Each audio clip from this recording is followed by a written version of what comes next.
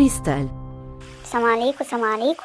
انا مش عارفه اسمي الصنف ده ايه، بس بجد اختراع جامد، لازم تجربوها. اقترحوا يلا اسم كده واكتبولي في الكومنتات. هنقول بسم الله الرحمن الرحيم. اللهم صل وسلم وبارك على سيدنا محمد.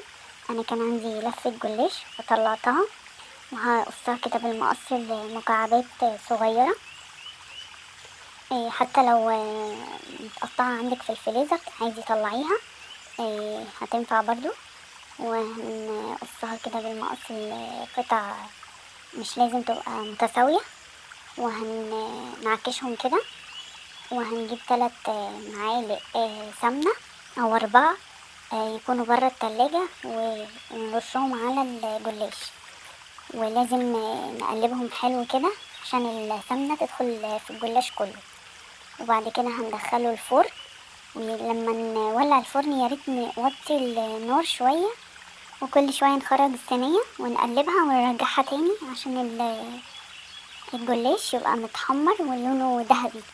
هنحضر 2.5 كوب من اللبن، وعليهم كيس من الكاستر، وعليهم 3 معالق كبار سكر، وهنقلبهم كويس جدا ونسيبهم على النار لحد ما يغلي. هتلاقي القوام بتاعه تقل وطعمه لذيذ جدا. ممكن كمان بدل الكاستر نعمل مهلبية اللي هي بالنشا. هنجيب نطلع الجلاش ونكسره كده بايدينا. بعد كده هجيب منديل احطها في الفريزر شوية تسقع عشان نعرف نقطعها، بس منخليهاش تتلج. وهنقشرها من القشر بتاعها، وبعد كده هنقطعها لمكعبات صغيرة. بجد مبسوطة جدا بالكومنتات بتاعتكم، ومبسوطة بالكلام الحلو بتاعكم. ربنا يا رب يسعدكم. هنقطعها كده مكعبات صغيرة. طريقة سهلة جدا وبسيطة ومش مكلفة. يا ريت تجربوها. وبعد كده هنجيب أطباق صغيرة.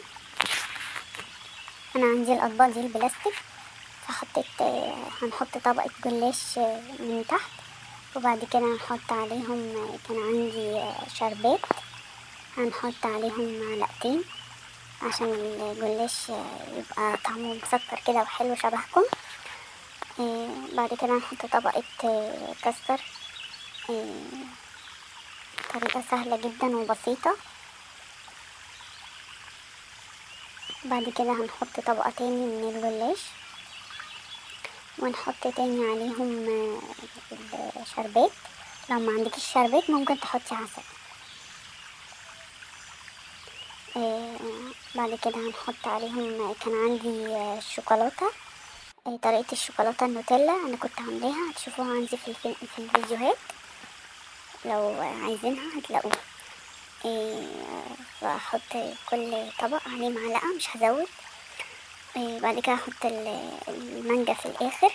يلا جربوها كلكم واكتبولي في الكومنتات هنسميها ايه. بجد لازم تجربوها، طعمها لذيذ جدا وهتعمل معاكم كمية كبيرة.